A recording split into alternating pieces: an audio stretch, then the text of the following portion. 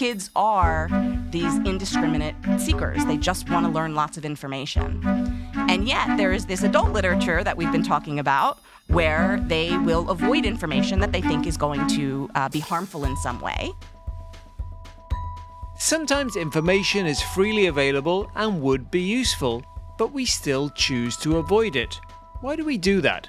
And does it make any sense? Welcome to the Chicago Booth Review podcast, where we bring you groundbreaking academic research in a clear and straightforward way. I'm Hal Weitzman, and today I'm talking with Chicago Booth's Jane Risen about her research on willful ignorance. As small children, most of us are permanently curious and we never stop asking why. But older children are more likely to avoid certain information. Why is that? And is our ignorance helping or harming us?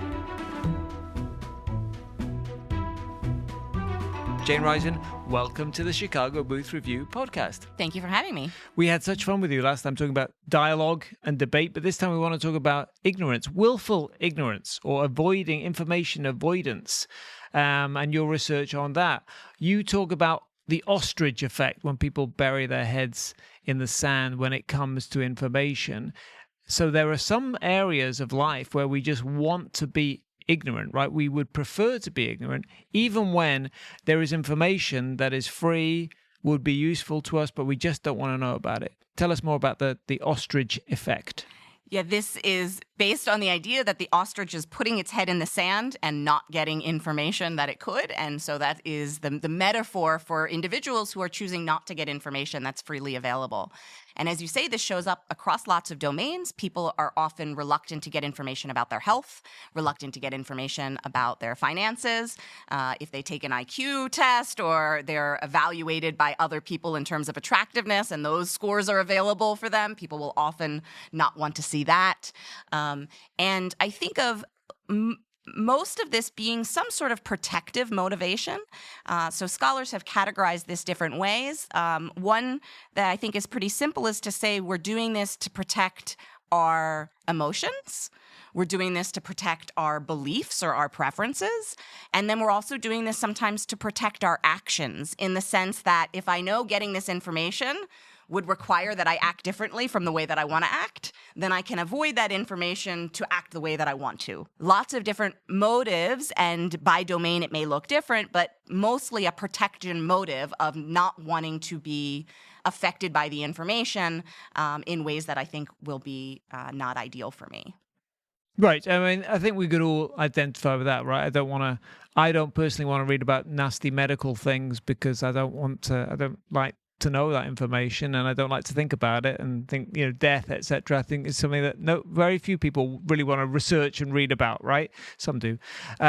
Your research though focuses on what you call active information avoidance. So what's the difference between kind of, there's this difference in not knowing something. There's lots of stuff that we all don't know stuff, but there's a lot of stuff also that we're deliberately, we know we could get, but we just don't want to know about. And sometimes it strikes me that's a good thing. I mean, we say to people, don't check your stock market portfolio every day because it's not good for your mental health to check it, right?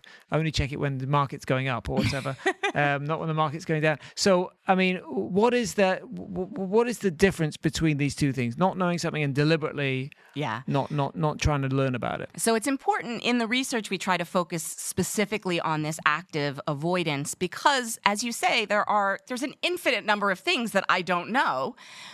And I am probably indifferent to learning about a whole lot of those things. And so I don't think of the fact that I'm indifferent to learning something as being avoidant or active avoidant. What we're trying to do in our studies is basically make it so that this information is right here. It's free.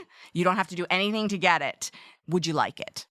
And if they say no in that setting, I'm assuming that it's not just that they're indifferent about whether or not they get it, but they have a motivation not to get it. And to your second point, it's not a mistake necessarily. I think it can be a very sophisticated strategy in certain settings, and the one that you suggest about avoiding looking at stocks is a great example. That we know over time, the stocks tend to be a better place to have your money, especially if you have a long time horizon. And behavioral economists, people think about the equity premium puzzle. Why aren't people investing more in stocks? And one answer is because it feels so bad. Every time I look, if it goes down a little bit, it's emotional. And so even though there are also times when it goes up, those downturns are really hurting me. And so I might actually be less likely to keep my money in the place that would be most useful for my money to be, because I'm getting this information too often. And so, as you say, sometimes the advice is don't look very often. Only look, whether it's once a month, once a year, whatever is sort of sensible for your time horizon. So just because you're avoiding information, I don't think that in and of itself makes it a mistake. I think there are times when it will be a mistake, but I think there are also times when it's perfectly rational. Where it's perfectly rational to do that. Right, and good for your mental health, presumably, which is, as you say at the beginning, that's a lot of what's behind this. Now, you did research with your collaborators on working with kids to learn more about this, and I want you to define a couple of terms. One is indiscriminate seekers. What makes an indiscriminate seeker? And the other one is selective avoiders. So just define those terms for us. So indiscriminate seekers just basically is a way of saying that you are interested in all information, that I am just a curious individual, and basically I'm not indifferent or avoiding anything. I want to know everything. And selective avoiders. When I'm being a selective avoider is instead being deliberate and intentional about avoiding some sorts of information because I think it will have some negative effect on me to get that information. And so I had been doing research in information avoidance for a number of years, but only fairly recently started working with two developmental scholars, Katie and Radhika, on thinking about how kids avoid information, whether they do and when they start to. Because what makes this so interesting is that studies of kids have shown them to be incredibly curious. Kids are these indiscriminate seekers. They just want to learn lots of information. And yet there is this adult literature that we've been talking about where they will avoid information that they think is going to be harmful in some way. And so then our question was, how do you get these little kids who want to know everything, why, turning into these adults that are avoiding some kinds of information? When does that start, and why does that start? And you identified that as being somewhere between around 6 years old and around 9 or 10 years old, right? So the 5 and 6 year olds you looked at were generally indiscriminate seekers, the YYYs, and the 9 and 10s, just a few years later, tended to be selective avoiders. So is that when it happens? So we ran several studies, and as you say, the age range we were using was 5 to 10-year-old. These were all American kids, and just as you say, the youngest age group in our sample, the 5 to 6-year-olds, were not showing information avoidance because basically they were showing interest in all information. If it would make them feel disappointed, no problem. If it would make them feel excited, no problem. It was just they wanted all the information. And then in our 6 to 7-year-old group and our 9 to 10-year-old group, that's where we started to see information avoidance and more among the older kids. So it seems like it was steadily growing. So there does seem to be something in this window that is changing, leading people from being interested in all information to being more thoughtful about how that information will affect them. We had one study that was focused on these youngest kids where we did find information avoidance, and this is actually, I think, what helps us unpack a little bit about what's changing. So in this study, instead of just asking them, do you want the information or do you not want the information, we framed the whole thing as a game, and we said either this is the curiosity game or we said this is the happiness game. And so depending on which condition the kid was in, they would go through and make their decisions about whether to get information either with the goal to be curious or with the goal to be happy. And not surprisingly, when they had a curiosity goal, they wanted all the information. That looked just like we saw before. Interestingly, when we gave them the happiness goal, they started to show information avoidance. So once we told them your goal is to be happy, then they knew, oh, this is information that would not make me happy, and they were less likely to get it. They would be more likely to avoid it. So they started to look like the older kids, but only if we gave them the very explicit goal to try to be happy. So what that tells me is part of what's changing between the youngest kids in our sample and the slightly older kids in our sample is the tendency to spontaneously think about managing your emotions. So when they're given the goal to manage their emotions, they can think about which one will affect me in which way. But it seems like our 5 to 6-year-olds, when they're identifying information they want in the world, it's not first order for them to think, and how will it make me feel? Only when we prompt them to think about how it will make them feel do they actually show the avoidance. And so that seems to be one thing that's changing developmentally, where they are more likely to be forecasting how will this impact my emotion. I mean, is it possible that just comes from experience, that they've had more times being upset, so they know what's going to upset them? Well, it could be, but the fact that they avoid when you give them the goal says that they do know whether it will upset them. They're just not thinking about it ahead of time. So it seems more to me about this sort of theory of mind where I am trying to track both the world in which I get the information, how I would feel there, the world in which I'm not getting the information and how I would feel there, and setting it as a priority of trying to feel better. So I do think that experience certainly is going to play a role in this, but I think they have enough experience to know which information would make them feel good or bad. But what they don't do is spontaneously think about, should I get information based on whether it would make me feel good or bad?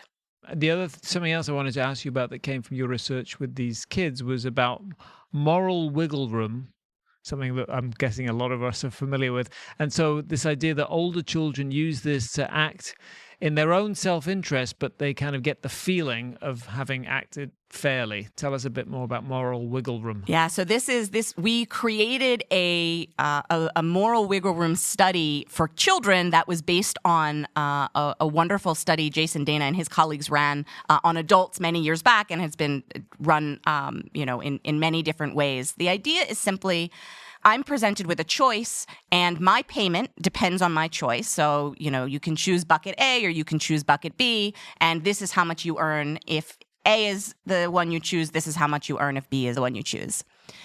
But it also affects somebody else's outcomes. And so how we can say that your outcomes are also going to be affected by A or B.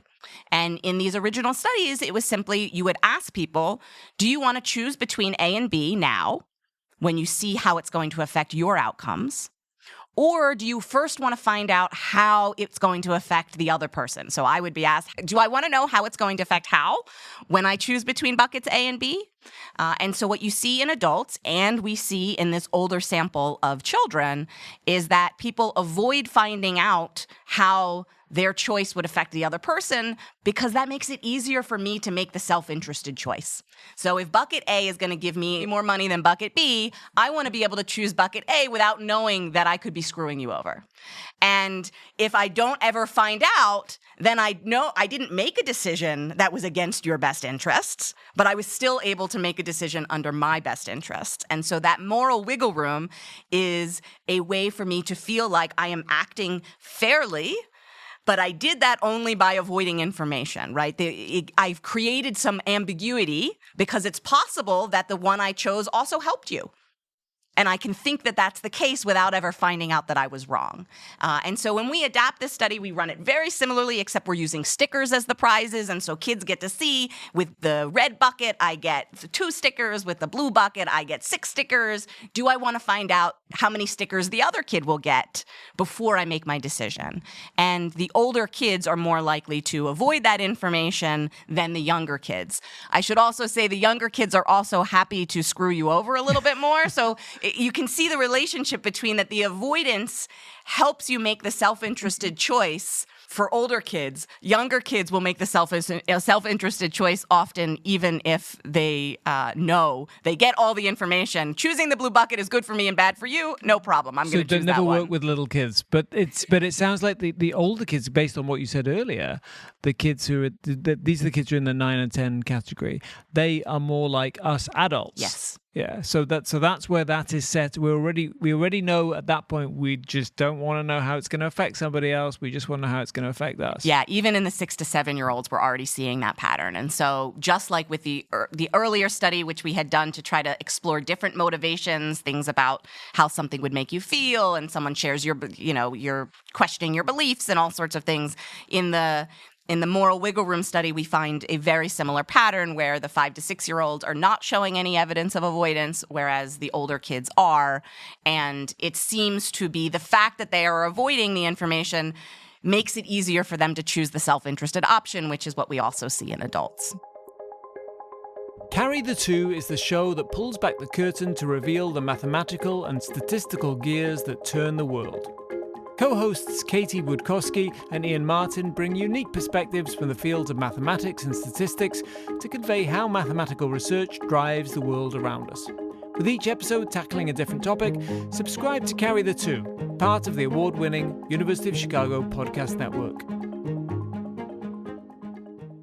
Jane Rising, in the first half, we talked about your research about willful ignorance. You gave us examples when people might want to deliberately avoid certain amounts of information that's freely available that would be helpful, but they know that's not going to help them. It's not going to be good for their mental health to look at it.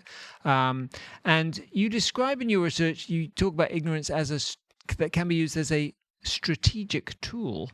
So how can being willfully ignorant actually be a sophisticated social move? So one, I think, maybe classic example that helps us think about this is something like Odysseus. When he's traveling by the sirens, he has his crewmates stuff, wax into their ears. And this is a great example of sophisticated thinking because you are explicitly avoiding information, the sounds, the music, the songs that you know is going to tempt you. And so here we see that you're avoiding the temptation deliberately to make the decision that is better for what you need to do. In some of my earlier work, we can actually find this kind of avoidance if you flip it, where I avoid information so that I can engage in a temptation. So, for example, people don't want to know how many calories are in a dessert because that might make it less likely that they order it, or if they order it, they're going to enjoy it less while they're eating it. And so that too can be thought about as a sophisticated strategy. Now it's not to get me to my long-term goal necessarily, or my health goal anyway, but it's supporting this goal that I have of getting to eat this delicious dessert. And so if I avoid this information, I know I'm going to be more likely and will enjoy it more. And so anytime you are thinking about the fact that the information is going to change how you act or how you feel, and you deliberately avoid the information to make one of those more likely, I would consider that sophisticated.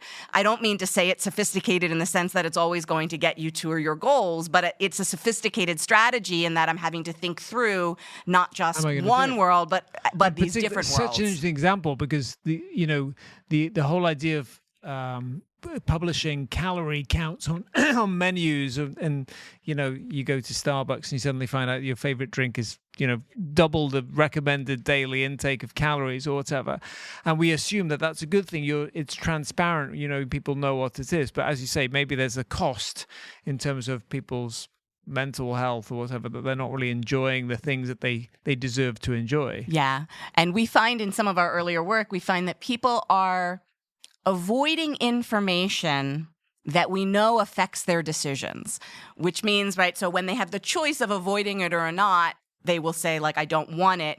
If you provide that information, it is affecting their decision. And so, but the part that's unclear, as we were saying in the beginning, that makes me think that there is a mistake, but I don't know what the mistake is. Is the mistake to avoid the information, or is the mistake to be affected by the information that I don't think I should be affected by? Is it a mistake to avoid the calories?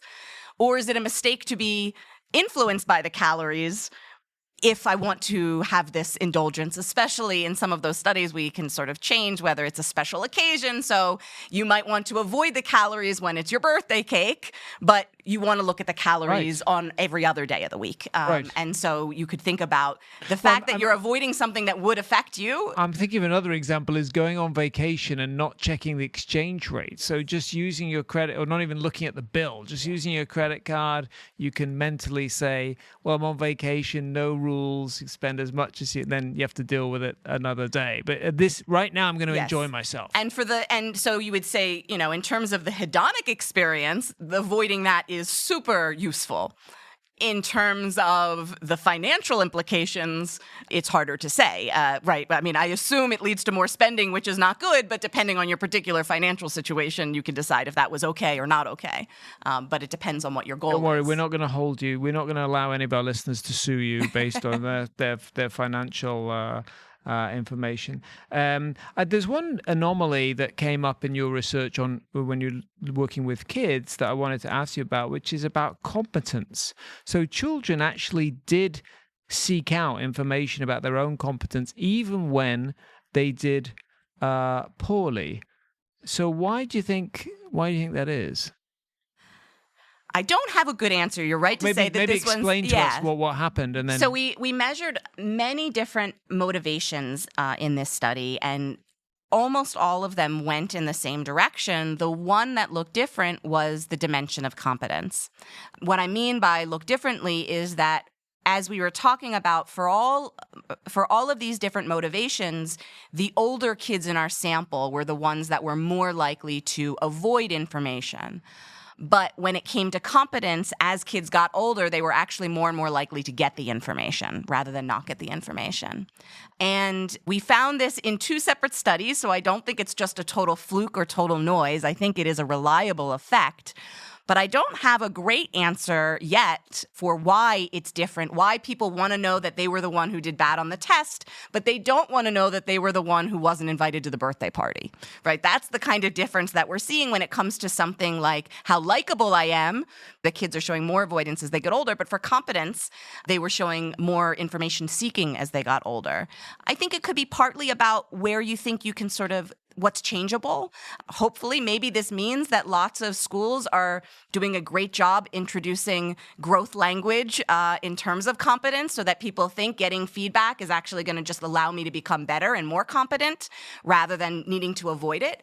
But that's just a speculation. Okay. Now, you also, you link, the last time you were on the podcast, we talked about politics and, polarization or we were talking about debating and how we can make more dialogue. But in this research, you link this childhood avoidance to political polarization among adults. Just tell us what that link is. So this is a more speculative, this isn't something we've studied yet, but one of the things that's, I think, interesting to us is one place that we see adults avoiding information, which we haven't talked about much, is around politics.